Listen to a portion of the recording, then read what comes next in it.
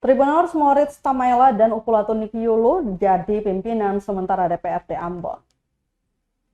Moritz Tamaela dan Luki Upulatu Nikiulu ditunjuk sebagai pimpinan sementara DPRD Kota Ambon periode 2024-2029.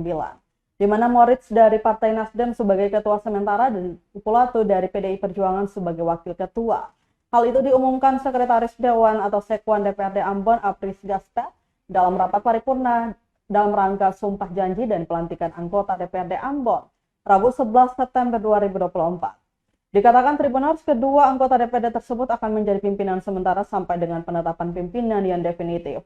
Sementara itu, Ketua Sementara DPRD Ambon, Moritz Tamaela, menyampaikan pantun saat mengawali sambutan yang berbunyi, "Yang wangi itu daun pandan, yang rimbun." Download Tribun X sekarang, menghadirkan lokal menjadi Indonesia.